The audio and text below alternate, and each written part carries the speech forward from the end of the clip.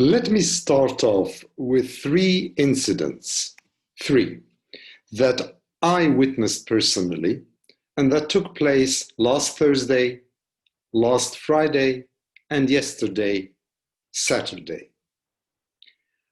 Welcome to Arm Wrestling with COVID-19 in London. This is number 35 on a glorious and sunny Sunday. Thursday, I had to go for a meeting and I had to take the train. Now, I don't usually do that. I tend to avoid public transport as much as possible. First, because that's the advice of Transport for London anyway, but also because it allows me to walk a little bit more, and that's my way of increasing the physical exercise I do every day. But I had to take the train, so I went into the train in one of those carriages, and as we were sitting, there were about 9 or 10 people, and one of those passengers came wearing his mask. The others were wearing their masks properly. Then came one passenger wearing this mask like this, on the chin. Now, another man sitting a couple of seats away with him kept looking at him for about 1-2 minutes. But the man was oblivious of the stare, of the questioning look by the other passenger, until such time as this other man said to him, "Excuse me, sir, but shouldn't you put this on your mouth and on your nose?" And the man looked at him. He was unprovoked and he was asked a very polite question, looked at him and with self-righteous indignation said, "What has it got to do with you?" His words were a bit more florid than that. "I do what I want. Here is the mask. What more do you want?" Well, what did the man do?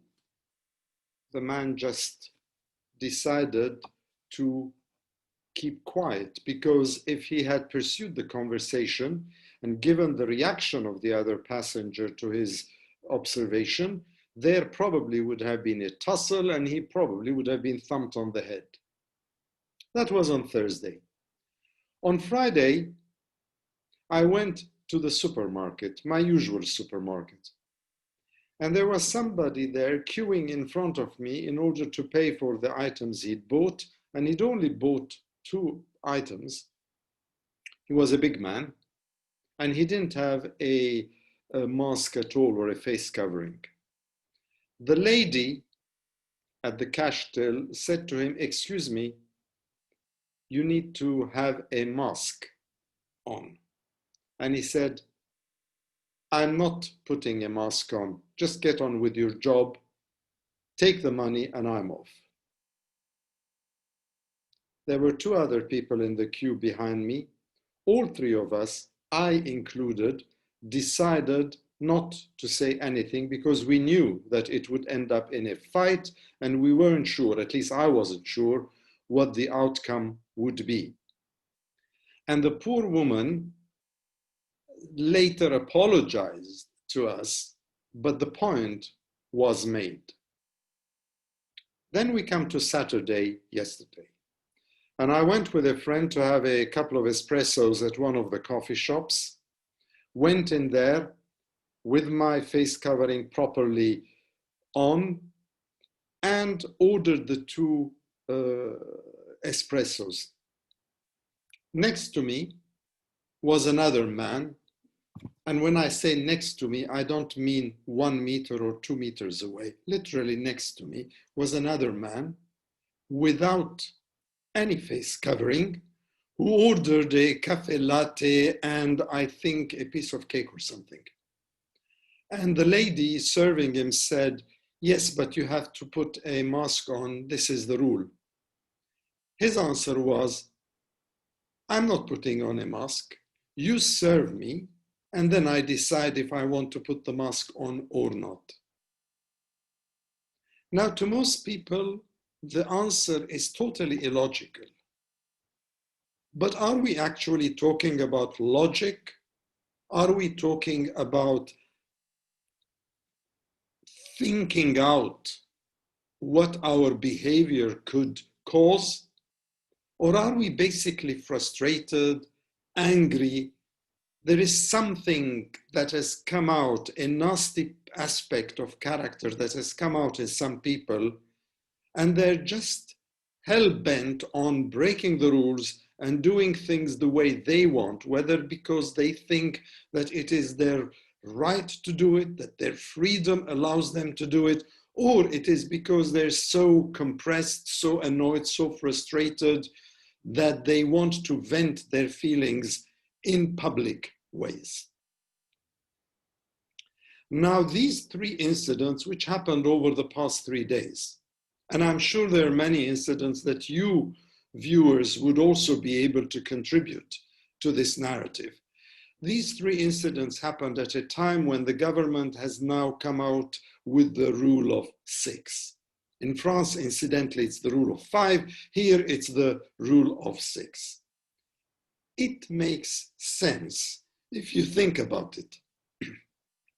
Now, I'm not going to go into whether it's a snitch or it's not a snitch to go and call the police if your neighbors are gathering in groups of 10 or 12 or 15 or doing a barbecue or whatever in the garden. That is not what I'm trying to say.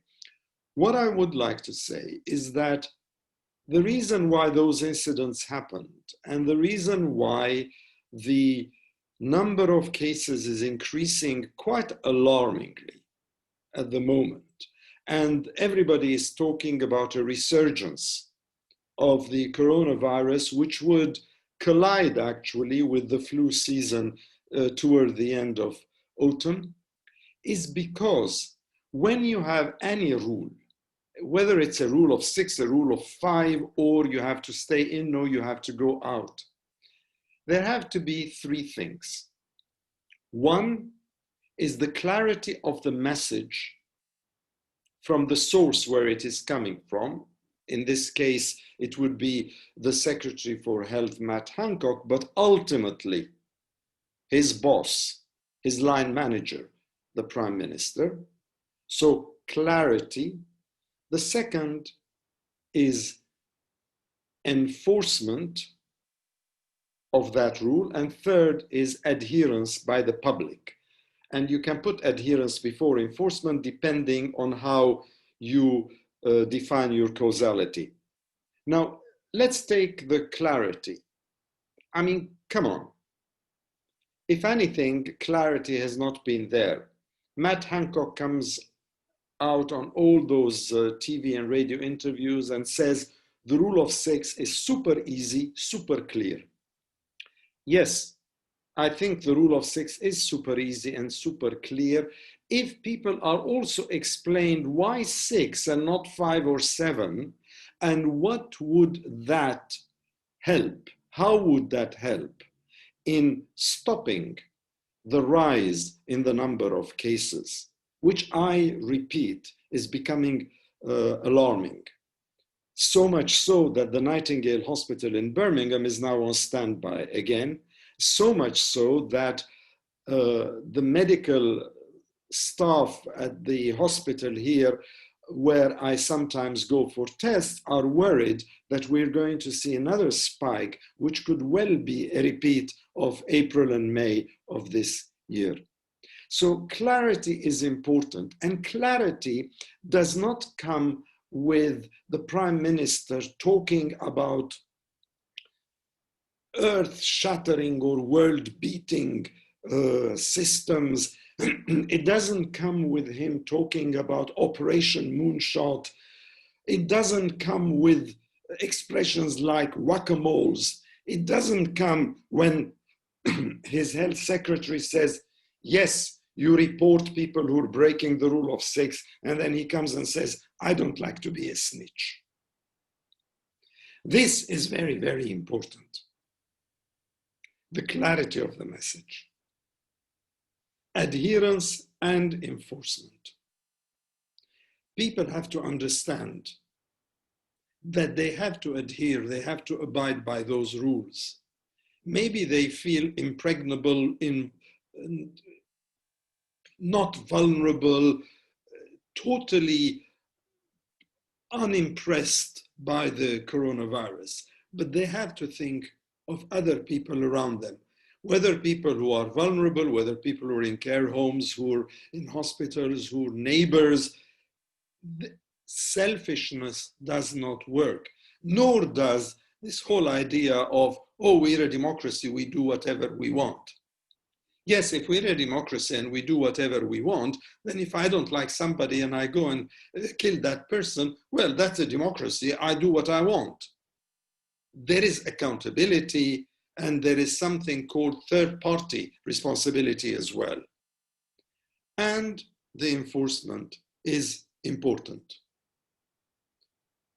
In the train, there was no enforcement as a consequence of non-adherence.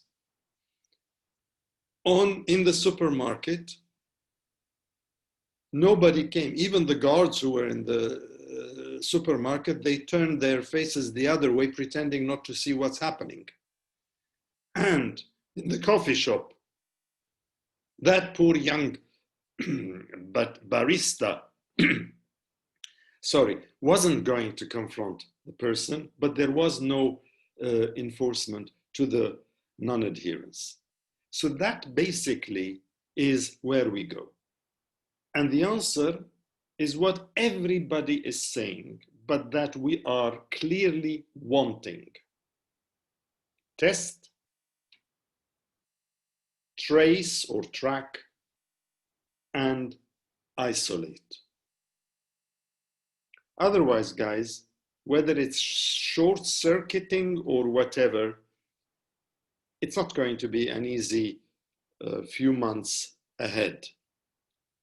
And if we really want, as the Prime Minister says, to make sure that we have some sort of a decent Christmas season, we'd better wake up and smell the coffee.